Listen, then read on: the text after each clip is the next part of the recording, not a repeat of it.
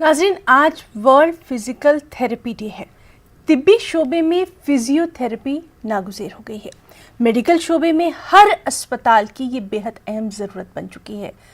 फालिज, लकवा समेत कंधों, टखनों, कमर, गर्दन और जोड़ों के दर्द से छुटकारे के लिए ये थेरेपी काफ़ी मावन और मददगार साबित होती है। इसके साथ साथ ऑपरेशन के बाद जोड़ों के जाम होने पर फिजियोथेरेपी बेहद मुफीद होती है।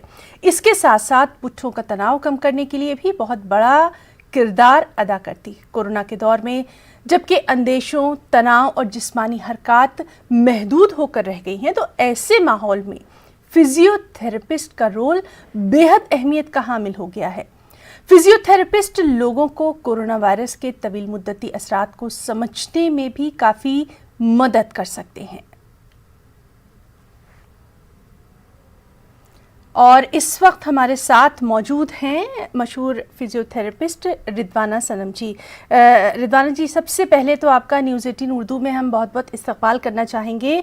और जिस तरह से लगातार हम देख रहे हैं कि कोरोना के इस दौर में, कोरोना के इस वक्त एक फिजियोथेरेपिस्ट की अहमियत पहले के मुकाबले कहीं ज़्यादा बढ़ गई है, क्या कुछ कहना चाहेंगी? पहले तो मैं सब लिसनर्स को सलाम करना चाहूँगी। मेरी तरफ से सबको सलाम और दुआ, और आपका शुक्रिया करना चाहूँगी कि आपने मुझे इनवाइट किया है और बोलने का मौका दिया है। फिजियोथेरेपी हमेशा जो फिजिकल स्टेमिना है, जो बॉडी है, अंदर कोई भी प्रॉब्लम हो शरीर में, लेकिन उसका जो असर बॉडी पर है उसका ट्रीटमेंट करते हैं। और फिजियोथेरेपी हमेशा फिटनेस और वेलनेस में बहुत बड़ा रोल प्ले करता है। और कोविड-19 की जहाँ तक बात है, जब लंग्स हमारे डैमेज होते हैं, जब इम्यूनिटी कम हो जाती है हमारी बॉडी की, इंटरनल इम्यूनिटी, जिसका इफेक्ट मस्कुलोस्केलेटल सिस्टम पे पड़ता है, जैसे जोड़ों पे, मांसपेशी पे कमजोरी आती है। और जब लंग्स की इम्यूनिटी कम हो जाती है, खांसी, जो सफोकेशन, ब्रेथलेसनेस, उसकी वजह से जो बॉडी पर ओवरऑल इफेक्ट पड़ता है वीकनेस का, या लंग रिहैबिलिटेशन वापस उनको सेहतमंद बनाना होता है, तो फिजियोथेरेपी एक बहुत बड़ा रोल प्ले करती है कोविड पेशेंट्स के लिए, पोस्ट रिहैबिलिटेशन वी कैन से। जी। और कोविड, जैसे हम कहते हैं इम्यूनिटी अच्छी हो तो कोविड-19 कोई प्रॉब्लम नहीं है, हमारी बॉडी की इम्यूनिटी फाइट कर सकती है जिनके लंग स्ट्रांग होंगे।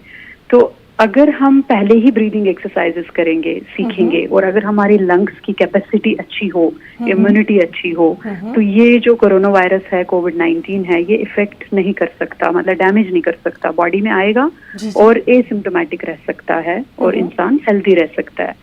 तो एक तो प्रिवेंशन मैनेजमेंट पे इसका बहुत बड़ा रोल है। बिल्कुल। और दूसरा, जो हमारे सीनियर सिटीजन्स है, जो रिस्क जिनमें ज्यादा है कोविड-19 का, उनको प्रिवेंशन मैनेजमेंट पे ज्यादा ध्यान देना चाहिए। ये नहीं कि कोविड हो गया फिर फिजियोथेरेपी करानी है, चेस्ट कंडीशंस को रिलीज करने के लिए। जी।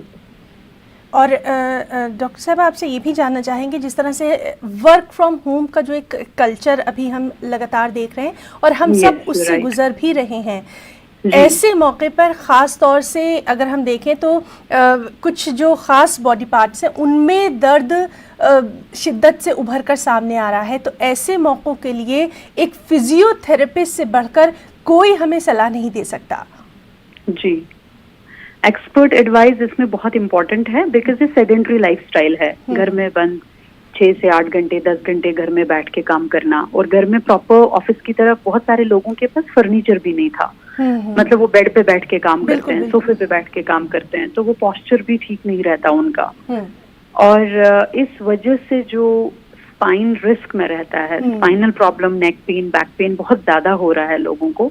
जैसे मानिए क्रॉस लेग बैठना, चौकड़ी मार के बेड पे बैठ के लैपटॉप पे काम करना, या इनक्लाइन पोस्चर में बैठना, ये सोफे पे बैठना बहुत देर तक, तो ये जो मसल्स है ये वीक हो जाती है। एक पर्टिकुलर पोजीशन पे इनको यूज करने से लगातार प्रोलॉन्ग्ड पोस्चर में ये, इसमें एक टर्मिनोलॉजी यूज होती है, मसल स्पैज्म।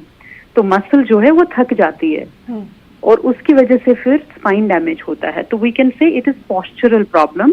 और इसमें भी प्रिवेंशन मैनेजमेंट का बहुत बड़ा इंपॉर्टेंट रोल है, जिसमें हम अर्गोनॉमिक्स कहते हैं कि हमें पोस्चर राइट क्या है। घर पे अगर बेड पे ही बैठना है तो राइट पोस्चर क्या है बैठने का, सोफे पे ही बैठना है तो उसका एक करेक्ट पोस्चर है फिर।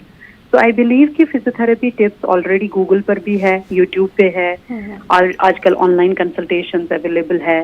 और वर्ल्ड फिजियोथेरेपी डे जैसे आज का डे है, तो बहुत सारे लाइक हमारी जो ऑर्गेनाइजेशन है और भी बहुत सारे ऑर्गेनाइजेशन जो है वो फ्री कंसल्टेशन करते हैं इन दिनों में। तो मेरे ख्याल से इसमें एडवांटेज लेना चाहिए और एक एक्सपर्ट एडवाइस लेनी चाहिए कि अपने घर का व्हाट्सएप वीडियो कॉल के थ्रू वो दिखा सकते हैं मेरे पास ये अवेलेबिलिटी है, इस जगह मुझे बैठ के काम करना है इतने आवर्स का। तो वो एक एक्सपर्ट एडवाइस ले लें और अपने पोस्चर को करेक्ट करें, प्रिवेंट करें। और अगर बाय चांस मानिए अब प्रॉब्लम आ गया है ऑलरेडी, प्रिवेंशन की बात नहीं रही, उस केस में उनको देखना चाहिए घर पे जैसे कोई हॉट टॉवल होगी वो यूज किया, गर्म पानी का बॉटल यूज किया उस पर्टिकुलर बॉडी पार्ट के लिए, और कोई ऑइंटमेंट होगा घर पे वो लगाना है। और मसल रिलैक्सेंट खाना होता है इसमें, डायरेक्ट पेन किलर ना खाए, बिकॉज पेन किलर से पेन डिले हो जाता है 6 से 8 घंटे, बट वो रूट में मसल को रिलीज नहीं करता। As I said muscle spasm सबसे बड़ा पोस्चरल प्रॉब्लम है। सो उसमें अगर हम मसल रिलीज करें, जिसको मसल रिलैक्सेंट कहते हैं, कोई भी जगह ये ऑन काउंटर अवेलेबल होता है, इंसान अपने मर्जी से कोई क्वालिटी मेडिसिन यूज कर सकते हैं मसल रिलैक्सेंट, मॉर्निंग और इवनिंग 5 डेज का खाएंगे तो ऑटोमेटिकली ये प्रॉब्लम सॉल्व हो सकती है। और जो राइट एक्सरसाइजेस है, जैसे हमारा एक KRV फाउंडेशन है, उसका यूट्यूब में जाए और जैसे exercises for back pain, exercises for neck pain, उसमें ऑलरेडी वीडियोस दिए हुए हैं कि घर पे एक्सरसाइज कैसे की जाए इंडिपेंडेंटली। जी रिजवान जी, बहुत आप मालूमात जो दे रही हैं वो हमारे नाज़रीन के इस वक्त बेहद काम आ सकती है, और जिस तरह से आप अपना कीमती वक्त दे रही हैं उसके लिए भी हम लगातार आपका शुक्रिया अदा करना चाहेंगे। यहाँ ये भी हम जानना चाहेंगे, ख़ासतौर से हम ख़वातीन के ताल्लुक़ से अगर बात करें तो ख़वातीन का जो है न सिर्फ उनका जो जिस्मानी काम है वो बहुत ज़्यादा बढ़ गया है, बल्कि उनकी अपनी जो बीमारी है वो शायद कहीं पीछे चली गई है, वो शायद उसको भूल गई हैं, क्योंकि एक तो कोरोना का दौर है, फिर घर में भी सबका ख्याल उन्हें रखना ही रखना है। इस सब के साथ वो अपना ख्याल कैसे रख सकती हैं, ये आपसे बेहतर शायद कोई नहीं बता सकता। जी बिल्कुल, you are right, because as a woman I think we can understand each other कि घर का जो काम है और फैमिली का जो फैमिली रिस्पॉन्सिबिलिटीज जो है, प्लस हम लोग इमोशनली भी इन्वॉल्व होते हैं बिकॉज रिलेशनशिप्स बिल्ड कर रहे होते हैं।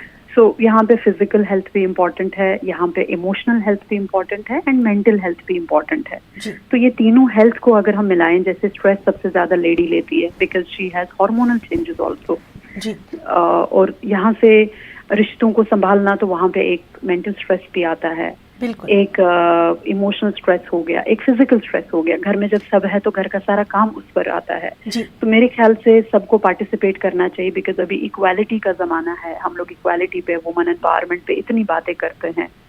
सो मेरे ख्याल से actual woman empowerment will happen जब अंडरस्टैंडिंग बढ़ेगी घर पे, वो मेल है या फीमेल है, वो दोनों पार्टिसिपेट करें, जो काम है घर का उसको डिवाइड करें, हेल्प करें एक दूसरे की, रिस्पेक्ट करें एक दूसरे की। और जहाँ पे वुमन हेल्थ की बात आती है तो हार्मोनल चेंजेस भी बहुत बड़ा रोल प्ले करती है।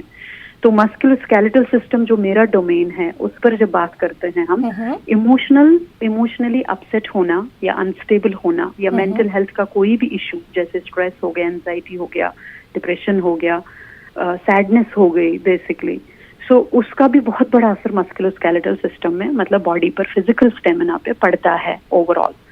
इस केस में उनको D3, विटामिन D3 चेक कराना चाहिए, ब्लड टेस्ट करना चाहिए, अपना विटामिन D3 देखना चाहिए कितना है। अगर वो मानिए 20 के करीब है, 20 है या 20 से नीचे है, और उसमें एक इंजेक्शन लेना होता है, उसका नाम है आर्किटॉल 6L, 6 लाख यूनिट। वो एक इंजेक्शन है ऑयल बेस्ड, वो 6 महीने में एक बार लेना होता है। फिजिशियन को कांटेक्ट करें और करवाएं, उससे लगवाएं वो, या अपना जो टेक्नीशियन होते हैं, लैब टेक्नीशियंस, वो भी लगा सकते हैं। वो इंट्रामस्क्यूलर है, बहुत सेफ है, ताकत के लिए है ये।